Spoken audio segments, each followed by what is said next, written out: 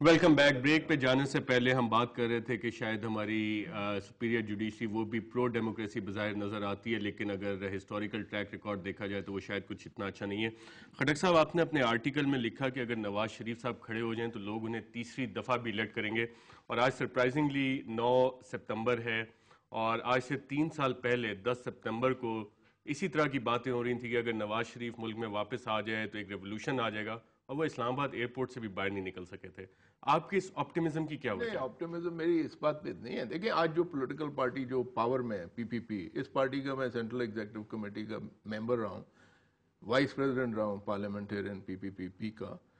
تو پالیٹکس تھوڑا بہت میں بھی سمجھتا ہوں. دا پوائنٹ از کہ اس وقت آپ کے پاس محترمہ کے شہادت کے بعد ایک ہی پولیٹیکل لیڈر کسی چیز کا جو ٹوائس پرائم منسٹر رہا ہے، وہ 2/3 these are on facts. Okay. اور پھر آپ نے 2008 میں دیکھا جب لانگ مارچ ہوا، اگر یہ میاں نواز شریف نے لیڈرشپ پرووائڈ نہ کی ہوتی نا اس لانگ مارچ کو، تو آج یہ ججز آج بھی ری انسٹیٹ نہ ہوئے ہوتے. تو دا پوائنٹ از ان کے پاس ایک پارٹی ہے، 95 ایم این ایز ہیں اسمبلی میں بیٹھے ہوئے لوگ. میجورٹی میں نہیں میں ہے. آپ کو بتاؤں، میجورٹی میں کیا، پی پی کے 126 ہیں. محترمہ جیسی لیڈر کی شہادت کے بعد سمپتھی ووٹ کے ساتھ. اور اگر آپ دیکھیں پی ایم ایل این نے تو سندھ میں کیمپیننگ کی نہیں تھی، بیکاز اس وقت جو حالات تھے، اگر میں صحیح سمجھوں کہاں کی تھی، there was no campaigning in Sindh at all. Next election will be a different story. What I'm saying is کہ اس 95 ایم این ایز کی پارٹی کو آپ رد کر لیں کہ جی اس کے پاس ہے کچھ نہیں، از یوزلیس. آئی تھنک آج جو سارا ڈھانچہ کھڑا ہے، جو ٹوٹی بھجی ڈیموکریسی، یہ گورنمنٹ کی اتنی کارکردگی سے نہیں کھڑا، یہ میاں صاحب کی اپوزیشن نہ پرووائڈ کرنے کی وجہ سے کھڑا ہے.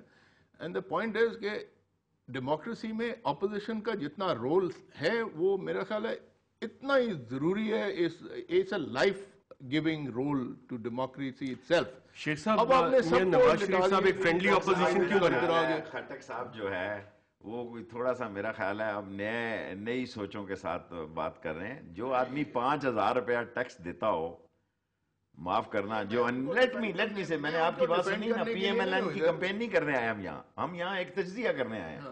دی تجزیہ از کہ جس ملک میں ایک کلیرک جو ہے وہ ٹیکس 11-12 ہزار روپیہ دیتا ہے، اور جس ملک میں جس کی انیل اور نبیل سے مل کے بھی پراپرٹیوں کے انبار ہیں، جس کی یعنی وقت آئے گا تو پتہ لگے گا، وقت آنے والا ہے. دیکھیں نا، یہ بات کرنے سے پہلے a dishonest leadership. What is the problem of this country? A dishonest leadership. جو آدمی یہ سمجھتا ہے کہ میں 5,000، اور اس ملک کا سب سے بڑا پرابلم ہے ریونیو. اگر اس ملک میں سیلاب سے حکومت نہیں جا رہی ہے، دہشت گردی سے نہیں جا رہی ہے حکومت. بالکل. اس وقت ہمارے ساتھ فون لائن پہ موجود ہیں فیصل رضا عابدی.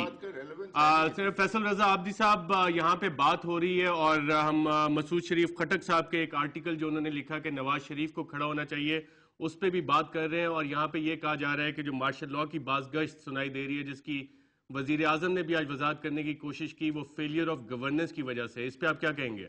دیکھیں جناب، میں آپ کو سب سے پہلے یہ بتاؤں کہ جنرل کیانی صاحب نے جب فوج کی کمانڈ سنبھالی تو تمام اداروں سے فوجی افسران جو پرفارم کر رہے تھے ان کو واپس فوج کے اندر پرفارم کرایا.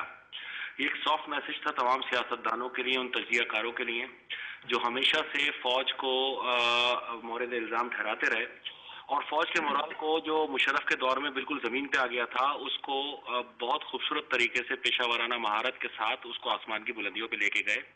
جس کے بعد پاکستان کی حکومت نے جب دہشت گردوں کے خلاف آپریشن شروع کیا تو فوج نے عملاً اس پہ وہ کردار ادا کیا جو آج پوری قوم سراہ رہی ہے.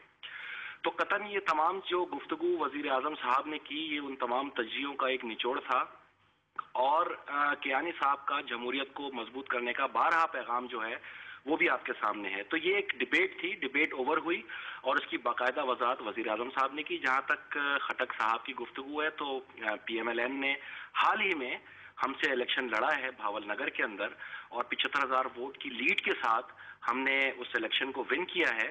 ایک اپوزیشن کا کردار جو ہے وہ بالکل ادا کر رہے ہیں، لیکن میں یہ سمجھتا ہوں کہ بہت عرصے بعد ایک مفاہمتی پالیسی بھی آپ کے سامنے ہے. ماضی میں تمام تلخیوں کو فراموش کر کے تمام سیاسی جماعتیں جمہوریت کو مضبوط کرنے کے لیے آگے کی جانب گامزن ہیں، جس کا بغور فیصل رضا عابدی صاحب، اس آج جو وزیر اعظم نے وضاحت کی ہے، اس سے پہلے بھی ہم لوگ یہ بیانات سنتے آئے ہیں کہ میری کرسی مضبوط ہے اور میں پرائم منسٹر رہوں گا اور میں پرائم منسٹر ہاؤس سے نہیں جاؤں گا. آج جو وزیر اعظم نے وضاحت کی ہے اس سے کچھ شکوک و شبہات اٹھ رہے ہیں، کیا آپ کو ایسی کچھ بازگشت سنائی دے رہی ہے؟ نہیں، وہ اس لیے وزیر اعظم اکثر اوقات یہ گفتگو کرتے ہیں کہ آپ صاحبان 8 بجے اور 10 بجے روزانہ کرسیاں ہلانے کی پوری کوشش کرتے ہیں نا، تو وہ آپ کو تنبیہ کر رہے ہوتے ہیں کہ آپ بے فکر فیصل رہیں۔ رضا، آپ بھی سمجھتے ہیں گیلانی صاحب اور زرداری صاحب کی کرسی مضبوط ہے؟ میں یہ سمجھتا ہوں پاکستان میں جمہوریت مضبوط ہے میرے بھائی۔ اگر شیخ رشید صاحب راول پنڈی کے الیکشن میں ضمنی انتخابات میں حصہ لے رہے ہیں تو ان کو جمہوریت پہ مکمل یقین ہے، اور مجھے بھی اتنا ہی پورا یقین ہے، اور جب تک جمہوریت مضبوط ہے، جمہوریت مستحکم ہے، پارلیمنٹ مضبوط ہے، تمام سیاستدان اپنا کردار ادا کرتے رہیں گے، تاریخ اس کا فیصلہ کرے گی کس نے صحیح کیا کس نے غلط، اور عوام اس کے اندر سب سے بڑے جج ہوں گے جو ووٹ کاسٹ کریں گے۔ اگر ہمارے خلاف گیا تو آپ حق بجانے اور اس میں ایک اور جج بھی بیٹھے ہیں جو سپریم کورٹ میں بیٹھے ہیں، ان کے کردار پہ آپ کیا کہیں گے؟ جی، ان کا کردار تو میں نے کیا کہنا ہے، وہ تو کردار ان کے فیصلے خود متعین کریں گے، وہ کس طرف جاتے ہیں کس طرح فیصلے کرتے ہیں۔ اگر ان کو آزاد عدلیہ کا تصور، کیا اب تک کے ان کے فیصلے جیسے وزیر اعظم نے کہا وہ پرو ڈیموکریسی ہیں؟ آپ بات تو سنتے نہیں ہیں، آپ لوگ اگر گفتگو کریں تو تھوڑا میری وضاحت سن لیں، کیونکہ آپ لوگ کے لیے بہت آسان ہے سوال کرنا اور میرے لیے بہت ٹپیکل ہے اس کو تفصیل سے جواب دینا۔ میں آپ سے یہ گزارش کر رہا ہوں، آزاد عدلیہ کا تصور یہ تھا کہ سستا انصاف لوگوں کی دہلیز تک پہنچے، نہ کہ صرف پلڑے کے اندر پیپلز پارٹی کو شمار کیا جائے۔ میری پھر ایک بار گزارش ہے کہ ہم تو یہ اس چیز کے قائل ہیں کہ عدالت کے کسی بھی ریمارکس پہ تبصرہ نہ کیا جائے، ہمیں مجبوراً کاؤنٹر تبصرہ کرنا پڑتا ہے، اور میں یہ سمجھتا ہوں 17ویں ترمیم میں جو عدالت کی ورڈنگ تھی اگر 18ویں ترمیم میں بھی وہی رہی تو پھر میں صحیح ہوں، ورنہ پھر میں غلط ہوں، اور میں یہ کلیئر کہوں گا کہ عدالت اپنی حدود سے آگے گئی ہے، اور یہ آنے والے وقت میں آپ کے سامنے ثابت ہو جائے۔ فیصل رضا عابدی صاحب، پروگرام رپورٹر میں شکریہ، اور یہاں پہ ہم ایک چھوٹا سا بریک لیتے ہیں، اور بریک کے بعد جب واپس آئیں گے تو اپنے موضوع پہ کس کی لاٹھی کس کی بھینس اور کیا عدالت اپنی حدود سے آگے گئی ہے اس پہ مزید بات کریں گے۔